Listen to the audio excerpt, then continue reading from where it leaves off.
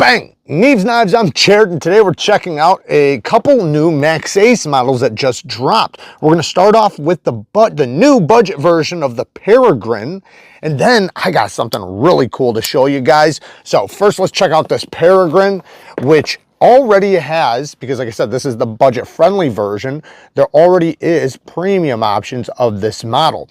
This one's in 10CR, 15 MOV steel. I like 10CR, basically like you can think of it as AUS 10 or VG 10. So they're basically the same steels. Beautiful drop point blade. Love, love, love this blade shape. The edge, they did a good job on the edge. Love the sharpening choil and plunge grind. They did a really, really good job with that.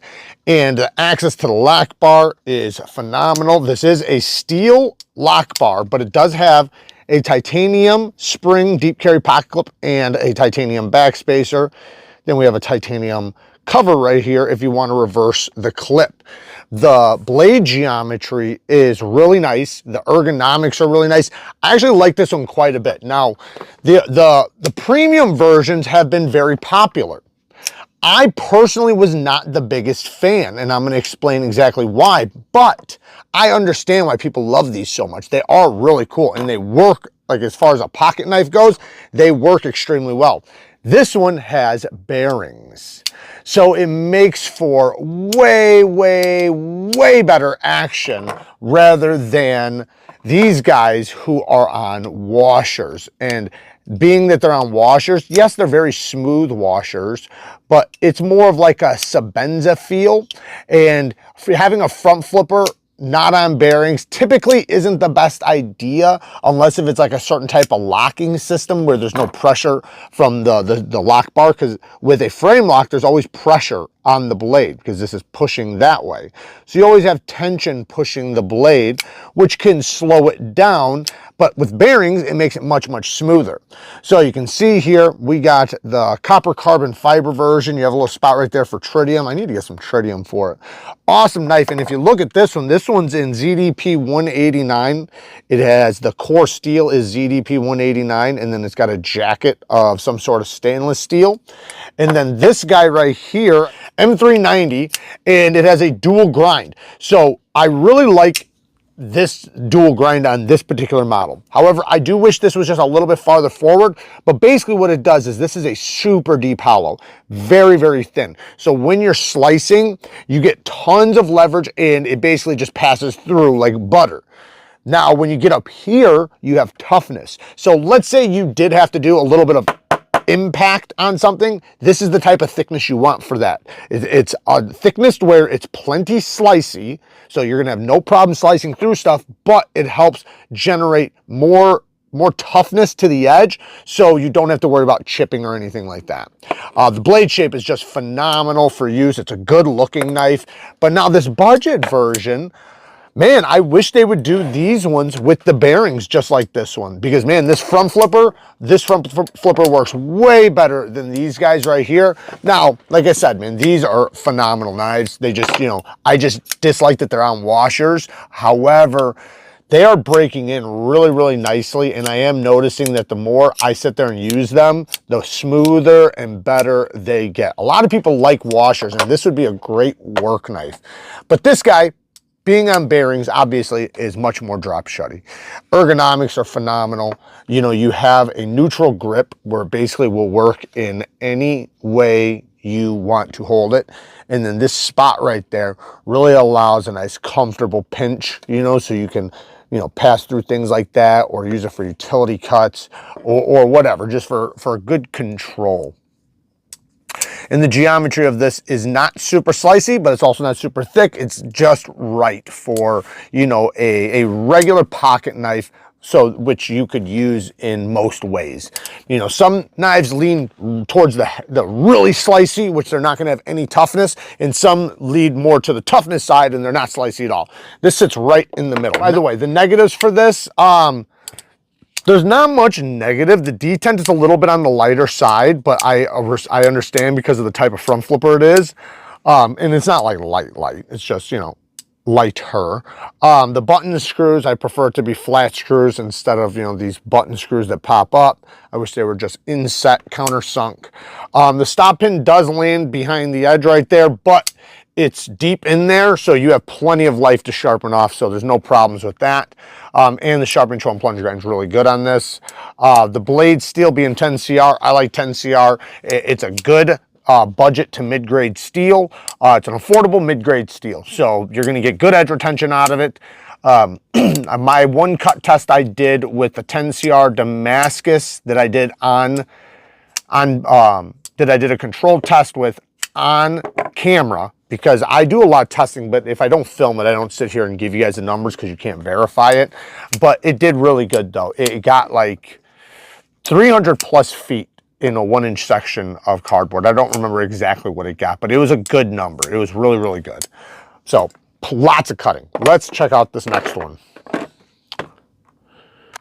So this next guy, I am going to compare to the Beetle S. Even though this is a slip joint and this is a locking knife, I want to compare something because this is an extremely slicey knife. This is the most, one of the sliciest knives I have in my collection as far as a flat grind goes. It's a full flat grind, gets down very thin, and look at how thin that blade stock is. It's like 80 thousandths. It's very, very, very slicey. And with these ergonomics, it is one of the most comfortable knives in my knife collection as well.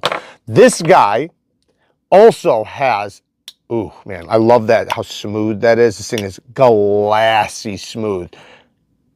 And that lock from the back lock, locking in place, it has a very satisfying click.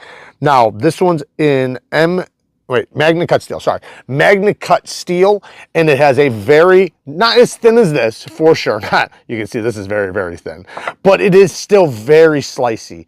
Much, much, much slicier than most Maxace knives.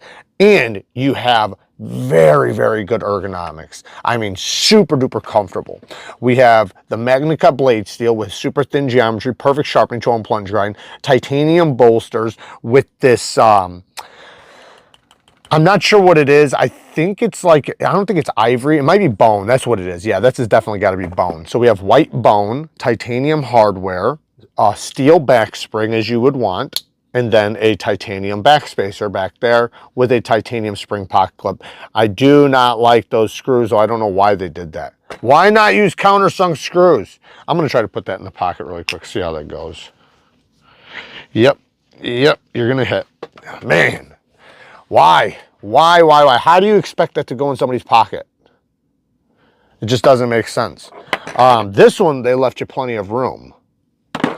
Anyways, you can still put it in your pocket, but it's only going to go up to like right there, and then it's going to stop. So now, like I said, ergonomics are phenomenal. You can pinch it and close it one-handed. I do not like that it is so tight to get to the hole. I can reverse flick it, but I have to wedge my finger in there and give it a little bit of a snap.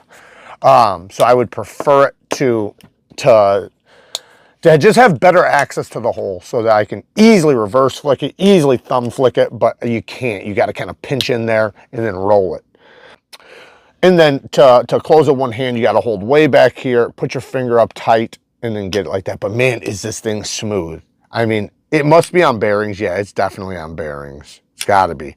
I grabbed the extra thumb studs I got with the tall boy from Devo Knives, and man, does that work really, really well, but it does not close all the way. If I lower it down to here, because these thumb studs just go right through that hole and, you know, just basically squeeze the steel.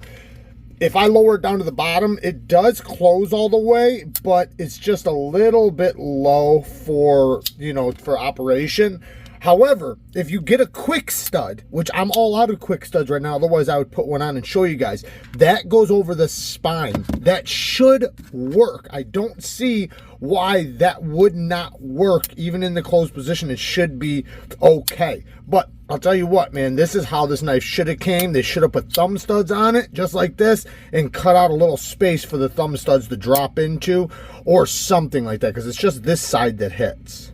But man, does that make that operation so much better. This thing is so smooth for a back lock. I don't know if I've ever experienced a back lock this smooth. And I love that satisfying click. Extremely ergonomic. I love this thing. I absolutely love this thing. I love the shape. I love the design. I love the handle. There's just a couple things I don't like. I wish there was better access to this hole. I wish that, if, you know, being a backlock, that's fine. I wish it was right here though, where I could do this a little easier. I would prefer it to be a different lock, but you know, backlocks are still really cool. And then it has that satisfying click, so I'm actually okay with it. It'd just be nice if it was like up here where, you know, you don't have to two-hand it or have big hands to one-hand it. I wish the clip wasn't the way it was. That's like the worst part to me right there. But I still like it a lot, man. That's what's tough, man. It's tough when you have a knife that you like so much and then there's just a couple complaints that really suck, but it doesn't stop you from freaking loving it. If it was a real bolster lock, this would be perfect because you'd have access to the lock bar right here. That's really cool. But what they did was they cut it back so you have room to get your thumb in there. They should have cut it back even farther. They should have just cut back both sides really far. So, like I said, I can easily reverse flick it, but it's still tight. Anyways, my point by comparing these two is just that they both have full flat grinds, very slicey, very similar ergonomics, similar blade shape, and I love them both for that reason. This is in my opinion, one of the best blade shapes for EDC. I love that it's narrow. I love how long it is. The tip is going to be super easy to get to. You have a nice straight edge here with very little taper, so you're very unlikely to slip out of a cut. If you need to plunge it into something, you easily could do that because, you know, the way the tip is placed. And with these ergonomics, man, this is a great example of blade and handle complementing each other. Perfect example of it, aside from, you know, the access to the hole and stuff. But anyways, man, I'm digging them. I'm definitely digging them. This guy, listen to this.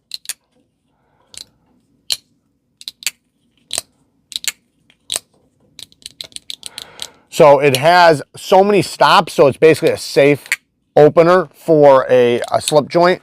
So you can close it safely. You don't ever have to worry about it closing on your hand, or at least you still have to worry about that, but you have stops, so hopefully you would catch it. But there you guys go. Work hard, stay tough. Until next time, peace.